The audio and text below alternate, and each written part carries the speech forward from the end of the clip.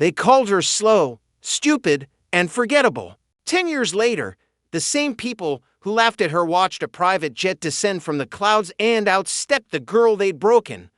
Before we begin, don't forget to subscribe and turn on the notification bell so you never miss another emotional story that touches the heart. Soft hum of rain against the window was the only sound in Emily Carter's minimalist Charlotte apartment. It wasn't the kind of place you'd expect from a tech founder. It was modest, quiet, full of peace she had bought with sleepless nights and self-respect.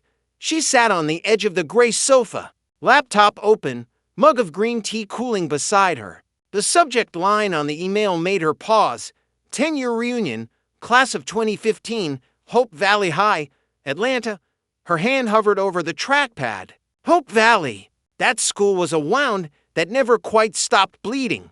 Curiosity stubborn as ever one. She clicked. Hey Emily, we're having our 10-year reunion next month. It's been forever since we've seen you. Everyone's dying to know how you've been. Tanya Brooks, event chair. Emily almost smiled. Dying to know, she thought. More like dying to laugh again. Her fingers brushed against her old yearbook on the shelf. She hadn't opened it in years, but she didn't need to. She still remembered the whispers, the snickers, the scribbles in the margins beside her photo. Dullard Carter. Maybe she'll figure life out by 2035.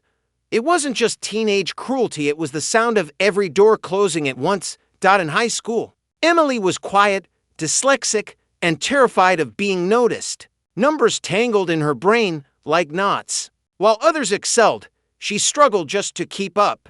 Tanya Brooks, the class valedictorian and self-proclaimed Queen Bee, had made it her mission to turn Emily's mistakes into lunchtime entertainment. Victor Hall had been her echo, repeating jokes loud enough for everyone to hear. And Lisa Nguyen? She had filmed it all, uploading it to a class Snapchat story called The Carter Chronicles. They laughed. She disappeared. After graduation, Emily left Atlanta like a shadow. The email felt like a ghost reaching out. But this time, she wasn't the same scared girl. She walked into her small home office, walls lined with design mock-ups and whiteboards filled with ideas. On one board, bold marker letters read, Metalink Healthcare. Anywhere. It had started with her frustration at losing her mother who died from a treatable illness simply because no one in their small Georgia town could get her to a hospital in time. Emily's grief turned into grit, and grit became innovation. Today, Metalink connected thousands of rural clinics across the country, providing affordable telemedicine access to families just like hers once was. Investors called her a miracle. She called herself a survivor. She sat back, the rain softening outside. The invitation still glowed on the screen. Her assistant, Maya, knocked softly on the doorframe. You look like you're reading bad news, she said with a smile. Emily turned the laptop toward her. Class reunion. Hope Valley High. Oh, Maya said carefully, sensing the history hidden in those four words. Are you going? Emily tilted her head, considering. 10 years ago, I couldn't even afford the bus ride to school. Now, I could buy the whole parking lot. Maya grinned. That's not pride. That's progress. But when she left, Emily didn't move. Her eyes lingered on the words Hope Valley glowing in her inbox. That night, she dreamed she was back in the school gym, the smell of cheap floor polish and sweat. Tanya's laughter bouncing off the bleachers. She stood there, holding an empty test paper, while everyone watched. You'll never make it anywhere, Emily, Tanya had said back then, lipstick perfect and cruel. Some people are just born average. Emily woke with a start, breath catching in her throat. Morning sunlight crept across the floor, and she laughed under her breath. Average, huh? She opened her email again, hit reply, and began typing. Hi Tanya, thanks for the invitation. Count me in. Looking forward to seeing everyone again. Emily Carter. When she hit send, something inside her shifted like the sound of an old door unlocking. She leaned back, staring at the white ceiling. 10 years ago, she couldn't speak up. Now she would arrive not to prove herself, but to show that she didn't have to. Her phone buzzed. It was a calendar alert. Investor call LAX at 2:30 p.m., her pilot texted soon after. Private jet prepped for your Atlanta flight whenever you're ready. Emily smiled slowly. The irony wasn't lost on her. The class Dullard was coming home in her own jet. But this wasn't revenge. It was closure. Have you ever been underestimated by people who didn't see your potential? What would you say to them today? Drop your answer in the comments. Emily Carter had never planned to become successful. She had planned to survive.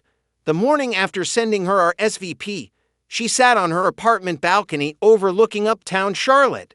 The city stretched below like a heartbeat, steady, confident, alive. A place she'd built her peace, one scar at a time. She stirred her coffee absently, memories pouring in like the mist rising from the skyline. 10 years ago, survival had been the only thing she knew. Flashback, Atlanta, 2015, the day she graduated from Hope Valley High was supposed to be a celebration. Instead, she remembered standing in the corner of the gymnasium, holding her diploma like it was a pity gift. Tanya Brooks had been crowned most likely to succeed. Victor Hall, class favorite. Lisa Nguyen, most stylish. Emily? She hadn't even been nominated for anything. She remembered overhearing Victor's voice behind her that day. Guess they didn't have a most likely to fail category. He joked. Laughter followed. She didn't turn around. She just walked home, clutching her diploma in one hand and her dreams in the other, both feeling weightless. That evening, her father, a mechanic, had smiled and said, "Don't let small minds define your limits." But a week later, he died of a heart attack. 2 months after that, her mother's long battle with lupus ended quietly in a county hospital. At 18, Emily was alone in the world, with $312 to her name and a half-filled notebook of inventions no one believed in.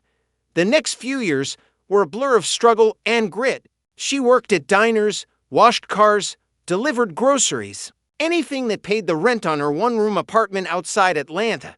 She still remembered the long nights spent at the public library, sitting under flickering lights, devouring online courses in computer science, design, and health technology. She didn't have a degree, but she had determination and WI-F. Her first big break came from failure. In 2018, she applied for a tech fellowship that required college credentials. She was rejected within minutes, but one of her prototype ideas, a simple app connecting nurses to rural patients via live chat, caught the attention of a retired software engineer named Dr. Henry Dawson. He emailed her the next day. "Emily, I read your proposal. It's raw, but it's brilliant. Don't stop just because doors close. Knock harder or build your own." Those words became her gospel. Dr. Dawson mentored her for the next 2 years, teaching her coding, product design, and how to pitch investors without sounding desperate. Together, they launched a pilot version of her telehealth idea in 3 Georgia towns. It crashed twice, then a third time. But by the 4th launch, something miraculous happened. A clinic in rural Alabama used the app to consult a specialist and save a premature baby's life. The story went viral. Investors called. By 2021, MetaLink Health Tech was born. Back in the present, Emily smiled faintly at the memory. She could still feel the trembling in her hands the day she signed her first deal, a partnership with a national hospital network.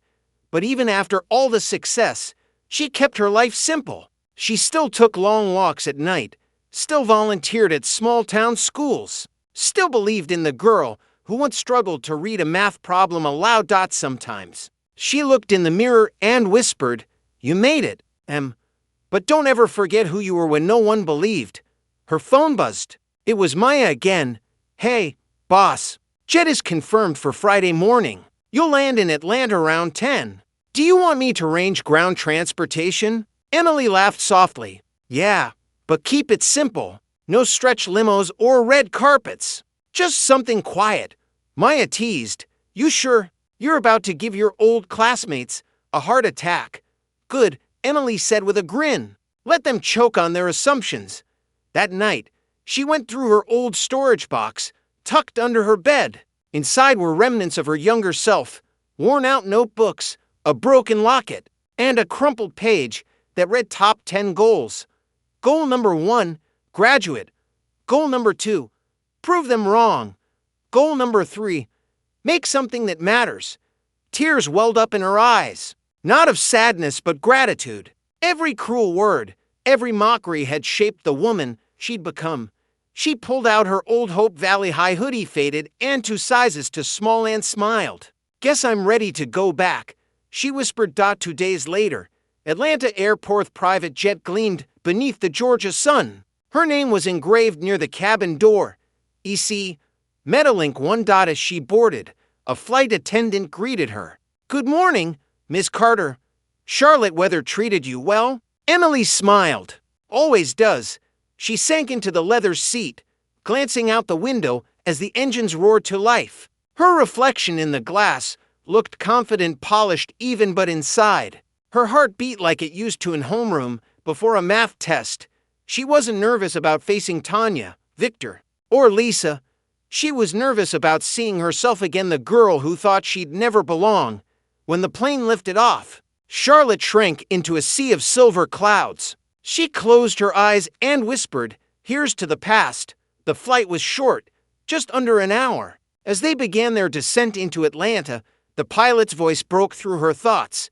Miss Carter, we've been cleared for landing at Peachtree Airport. Weather's beautiful down there. Clear skies, just like your forecast. She chuckled. Thanks, Captain. Through the window, Atlanta's skyline glowed, glass towers and memory ghosts mixed together. Her assistant had already texted the itinerary. Reunion tonight. Hope Valley High Gym. Dress code. Semi-formal. Semi-formal, she thought. The irony wasn't lost. 10 years ago, she couldn't even afford a prom dress. Tonight, she could wear confidence as her gown. After landing, she stepped out into the warm Georgia air. A sleek black car waited nearby, the driver holding a sign that read Carter. As she walked across the tarmac, her phone buzzed again. A group text had appeared. Hope Valley reunion chat. Tanya, oh my God, y'all. Rumor says Emily Carter's coming. Lol, can't wait to see what she's been up to. Victor, bet she's still living with her cats. Lisa, someone recorded if she shows. Emily's grip on the phone tightened. For a second, old pain resurfaced, sharp, acidic.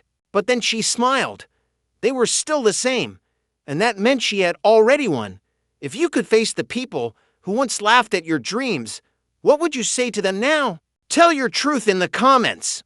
The reunion was held at Hope Valley High's renovated gymnasium, the same place where a younger Emily Carter once hid behind bleachers to escape laughter. Tonight, the polished floor glowed beneath chandeliers, and the air hummed with chatter and perfume. Outside, luxury cars lined the parking lot. Inside, Tanya Brooks' laughter rang out sharp, controlled, perfectly curated for an audience. She was still the queen of appearances, the kind of woman who carried herself like success was inherited, not earned. Tanya looked stunning in a red velvet dress and diamond earrings she rented for the night. Victor Hall, now a regional sales manager with an inflated ego, stood beside her, nursing a drink and repeating stories about his connections. Lisa Nguyen, influencer turned local fashion blogger, circled the room taking selfies. They weren't cruel teenagers anymore, but something in their eyes said they hadn't changed much. Where's Emily Carter? Tanya asked slyly, scanning the crowd. I was so sure she'd come. Victor chuckled. Maybe her GPS got confused. She probably couldn't afford the gas money. Laughter erupted.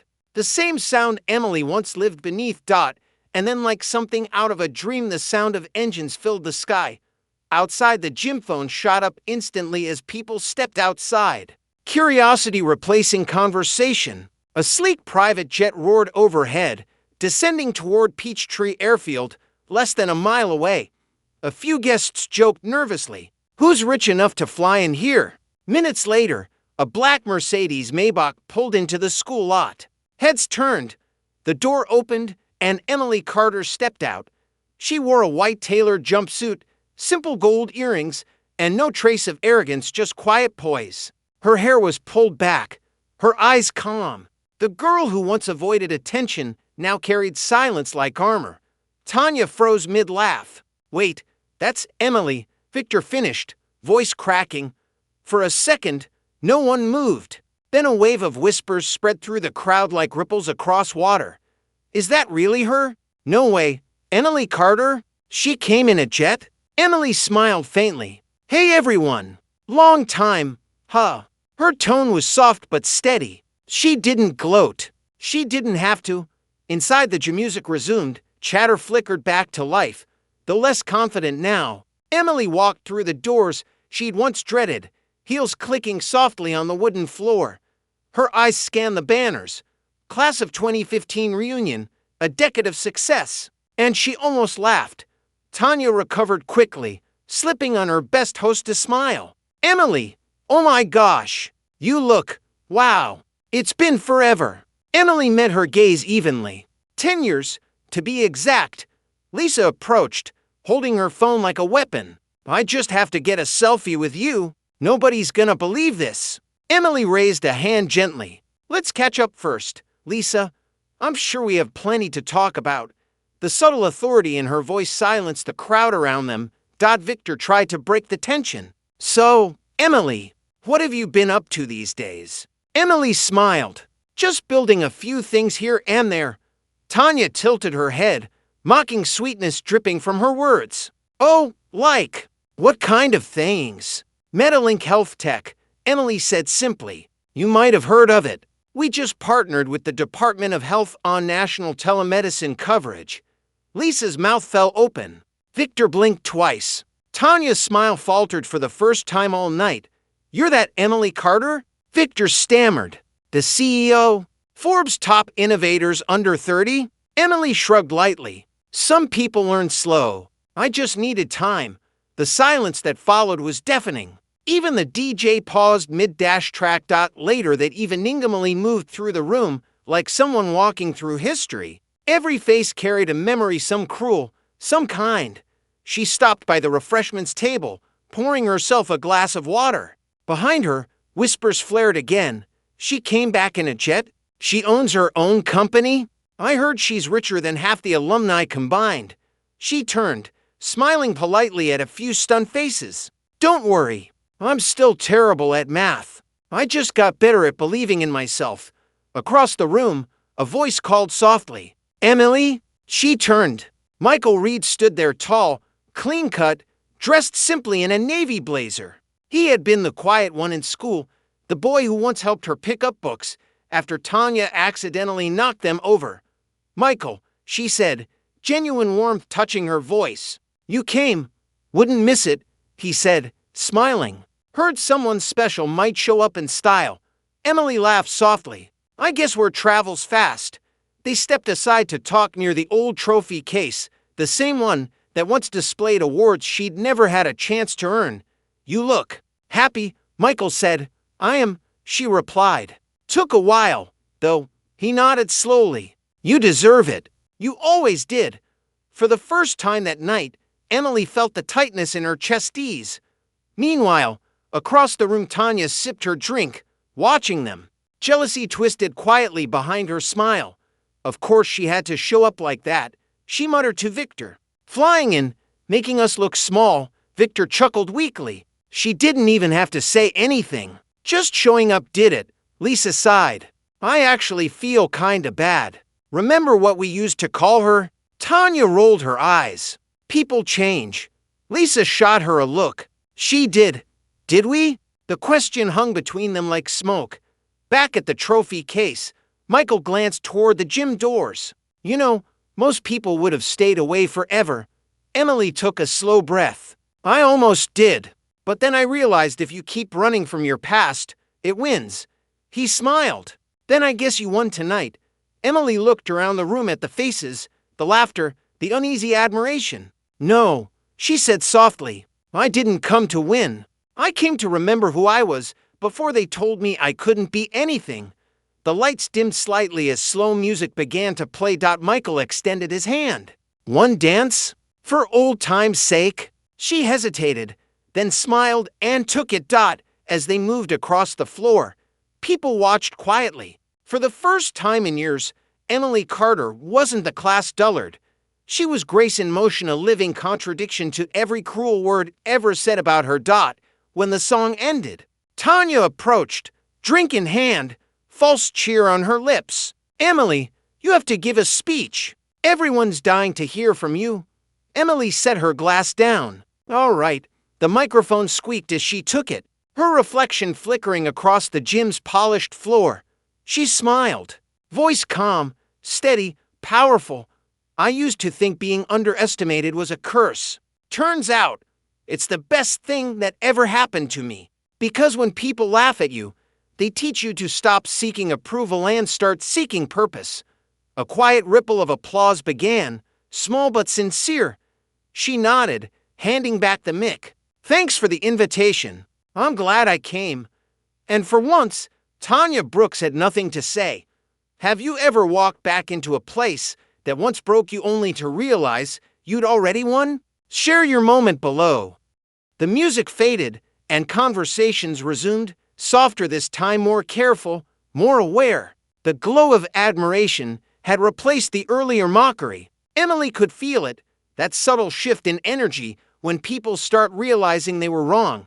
She slipped away from the crowd for a moment, stepping into the quiet school hallway. The lockers still stood there, painted over, but familiar. She ran her fingers along the same locker she'd once been shoved against after failing a math quiz. Dullard, someone had scrawled across it years ago in black marker. She remembered crying quietly while trying to wipe it off with her sleeve. Now, standing there, she smiled faintly. The word had lost its power. Behind her, footsteps echoed. Didn't think I'd find you here, said a voice. Emily turned. It was Lisa Nguyen, her phone tucked away for once. There was no camera, no filter, just an awkward honesty on her face. I wanted to say something, Lisa said. Back then, I laughed. I didn't stop them. I didn't help either. Emily nodded slowly. It hurt, but we were all kids trying to fit in. Lisa exhaled. That's generous of you. I wasn't trying to fit in. I just didn't want to be next. For the first time, Lisa looked small, fragile even. You know, I saw your story on TV last year. I couldn't believe it was you. I told my followers that I once knew you like it was something to be proud of. But I didn't know you. Not really. Emily smiled softly. Maybe you can start now. Lisa blinked. You'd want that? Forgiveness isn't about wanting, Emily said. It's about choosing. Lisa's eyes glistened. You're still nicer than we deserved. Emily gave a small, rueful laugh. Life's too short for holding grudges. Besides, I've learned that the best revenge is peace. Back in the gym, the night carried on. People took turns at the microphone, sharing stories about their careers, families, and the struggles that came between. When Tanya took the stage, the crowd leaned in. So, Tanya began, her voice still polished. I guess some of us didn't end up where we thought we would, but it's nice to see everyone doing well. She laughed nervously, glancing toward Emily. I run a boutique now, she continued, after my marketing job fell through during the pandemic. Life's funny that way. Her voice wavered. You think you're on top of the world until it shifts beneath you. For a split second, the real Tanya peeked through the one who'd lost her shine, who was just tired of pretending. After she stepped down, Emily found her near the punch table. Tanya turned, wary. Here to gloat? Emily tilted her head. Would that make you feel better or worse? Tanya blinked, unsure how to respond. Emily continued, her tone gentle. You don't owe me an apology. We were kids, and pain has a way of spilling onto others. But if you ever wonder whether I hated you, no. I just used your laughter as motivation. Tanya looked away, eyes watering. You have no idea how many times I thought about you. Every time I saw your face on a billboard, I remembered how cruel I was. And I hated that part of me. Emily reached out, placing a hand lightly on her shoulder. Then maybe you've already changed. For a long moment, Tanya just stared at her. Then she whispered, I'm sorry, Emily. I know, Emily said. I forgive you. Across the room, Michael had been watching quietly. He saw the grace in Emily's movements, the patience in her smile. She wasn't just successful, she was whole. When she returned to him, he said softly, "You really came back to heal this place, didn't you?" Emily looked around. Maybe, or maybe to heal the girl I left behind here. They sat at one of the round tables near the edge of the dance floor. Old photos of their graduating class lay scattered across it, awkward smiles, braces, and teenage dreams frozen in time. Michael picked one up. "Look at us. So young, so sure we knew what the world owed us." Emily laughed. "And yet the world owed us nothing." He grinned. "But it gave us lessons instead." She nodded. "And scars. And strength." They clinked their glasses softly. Later, Tanya approached again, this time with Lisa beside her. "Hey, we're heading out," Tanya said hesitantly. "But, Emily, I mean it. You're incredible. Maybe we can catch up sometime?" Emily smiled warmly. "I'd like that." As they walked away, Lisa turned back once, giving a small wave. It wasn't about friendship, it was about closure. When most of the guests had left, the DJ began packing up. The lights dimmed low, leaving soft hues of gold over the polished gym floor. Michael said quietly, "You know, Emily, 10 years ago I wanted to tell you something." She looked at him. "What's that?" "That you weren't dumb," he said. "You were brave. And I wish I'd said it back then." Emily smiled gently. "Well, you just did." He hesitated, then added, "If you ever decide to stick around Atlanta, maybe we could grab coffee. No reunion crowd, no pretense. Just you and me." Her gaze softened. "I'll think about it." He laughed. "Fair enough. Just don't fly a jet to the cafe, okay?" Emily grinned. No promises. As she walked out of the gym for the last time that night, she turned to look once more at the banner above the door. A decade of success. For her, success wasn't in the applause or the whispers. It was in forgiveness, in peace, in finally being able to look her past in the eye and smile. The night breeze brushed against her as she stepped into the parking lot. Her Maybach gleamed under the street light, but she took one last look at the school, its windows glowing softly in the dark. She whispered, "Thank you for making me stronger." If you had a chance to face those who once hurt or underestimated you, would you seek revenge or peace? Comment your thoughts below. The morning sun spilled through the wide hotel windows of the St. Regis Atlanta, painting gold streaks across the room. Emily stirred awake to the faint hum of city life below, the honking cars, early joggers, the familiar rhythm of Atlanta waking up. Her phone blinked insistently on the nightstand. She reached for it groggily and froze.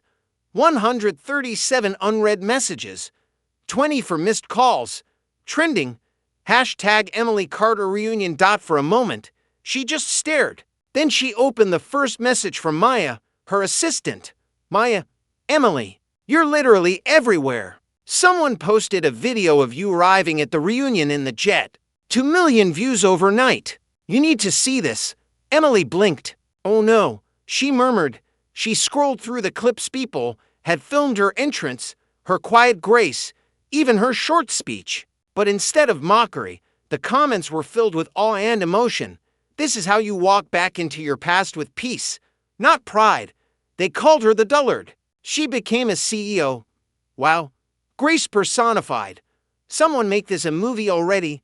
Emily set the phone down, pressing a hand over her heart. The same gym that once witnessed her humiliation was now the stage for her redemption story, and now millions of strangers were witnessing it.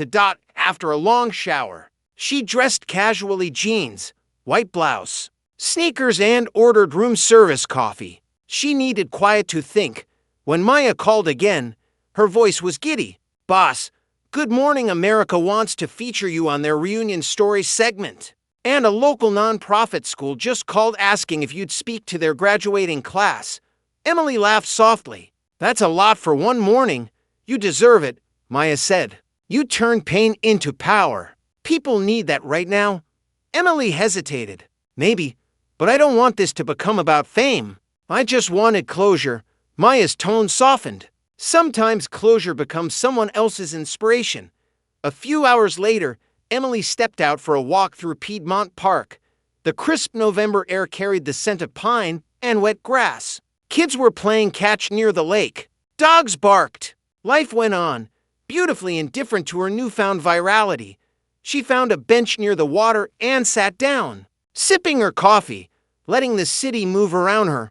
A woman nearby glanced at her, then did a double take. "Excuse me," she said. You're the lady from that reunion video, right?"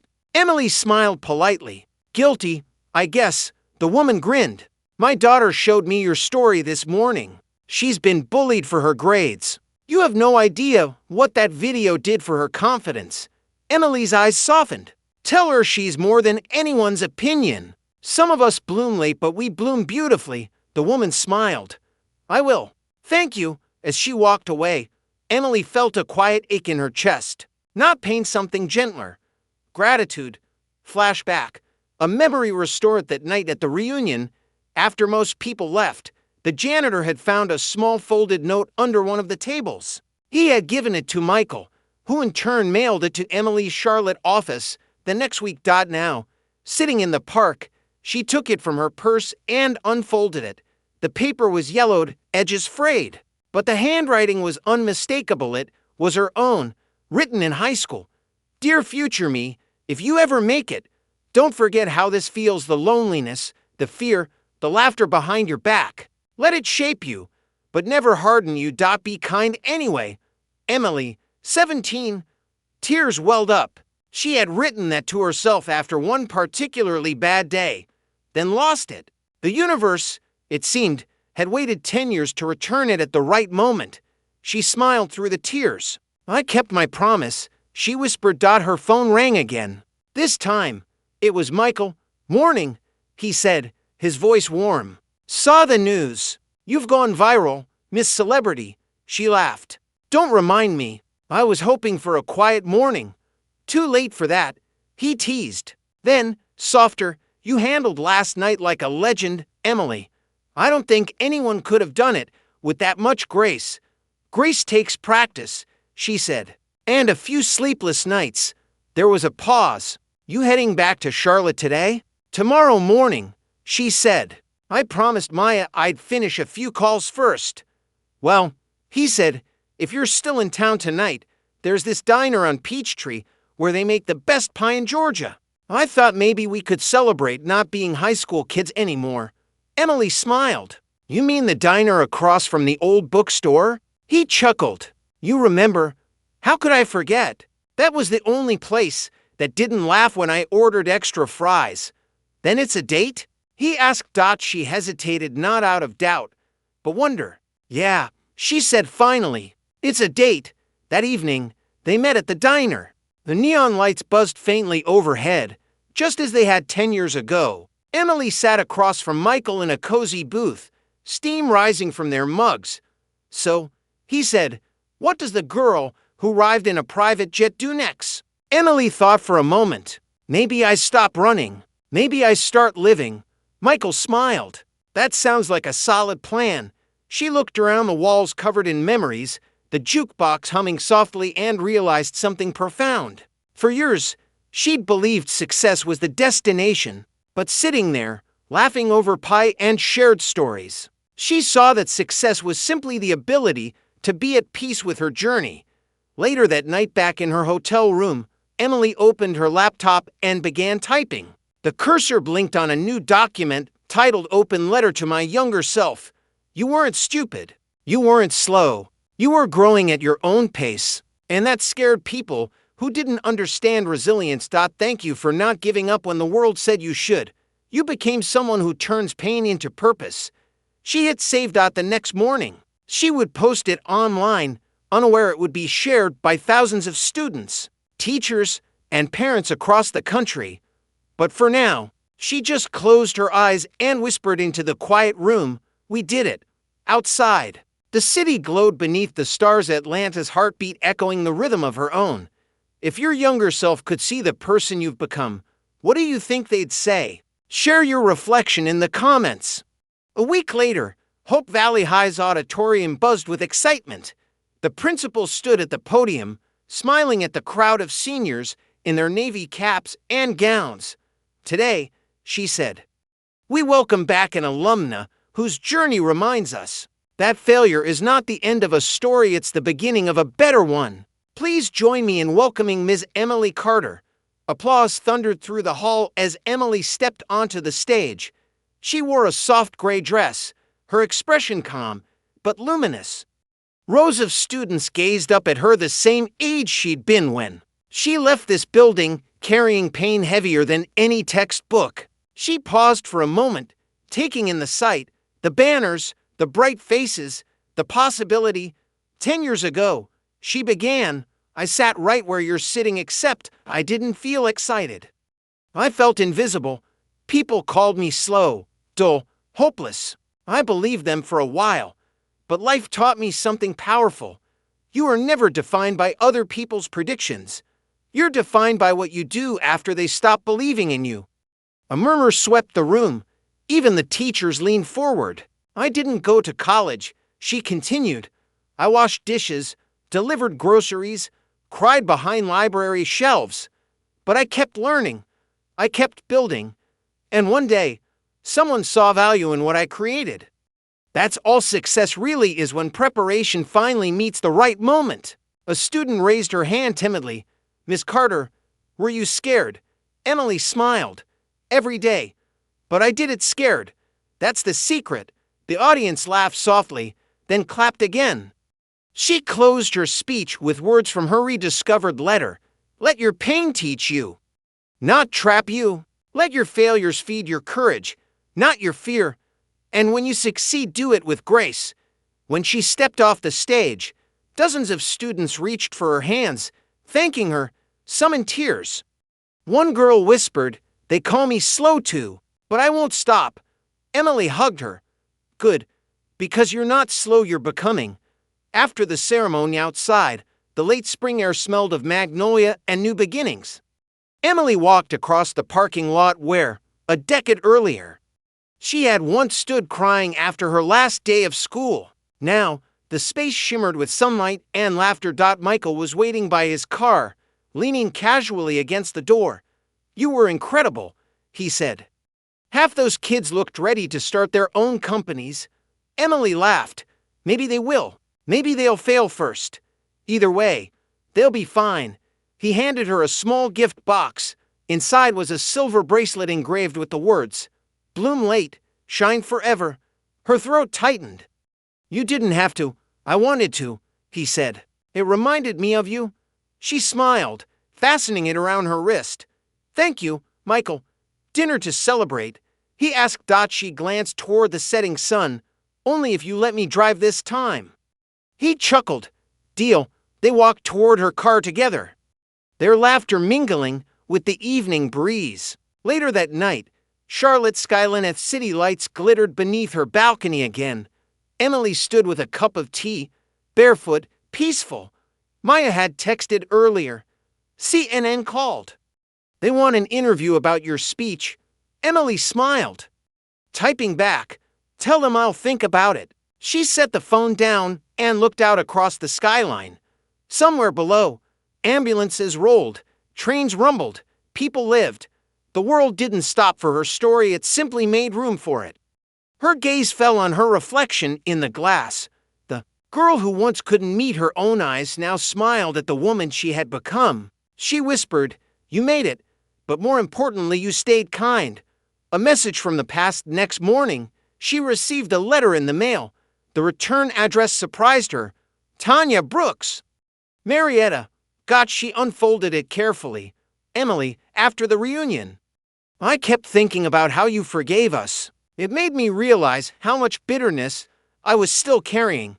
I've decided to start mentoring girls who struggle in school. Kids like you once were. Thank you for showing me that change is possible. Tanya. Emily smiled, folding the letter neatly. Full circle, she murmured. 1 year later, a new photo hung on the wall of Hope Valley High's main hallway. It showed Emily standing with graduating seniors. Her quote beneath it, Never let anyone label your worth. You are still writing your story. Visitors often stopped to read it. Some smiled, some cried, but everyone remembered it. And once every few months, Emily returned quietly, not for recognition, but to walk the halls, to remind herself of the ground where pain turned into power. She would stand by her old locker, run her fingers across the smooth paint, and whisper a simple thank you to her past, to her scars, to the voices that once said she couldn't. That evening, as twilight deepened over Charlotte, Emily and Michael sat together on her balcony, watching the city lights flicker like promises. "You ever think about what's next?" he asked. She nodded. "Yeah, I think about legacy. Not money or fame, just leaving people better than I found them." He smiled. "You already have." Emily leaned back, resting her head on his shoulder. "Maybe, but there's always another kid somewhere who needs to hear that being different isn't being less." "Then tell them," he said. "The world's listening now." The wind swept gently through her hair. Below, the hum of traffic rose and fell like the rhythm of her story, steady, unbreakable, alive. She closed her eyes, letting peace settle in her chest. The girl once mocked as a dullard had become the woman whose kindness redefined strength. And in that quiet moment, beneath the Carolina sky, Emily Carter finally felt it, not victory, not revenge, but wholeness. What does success mean to you today? Is it wealth, peace, forgiveness, or becoming the person you once needed? Share your heart below. Asterisk, if this story moved you, please like, comment, and subscribe for more life-changing stories every week. Your support keeps these stories alive.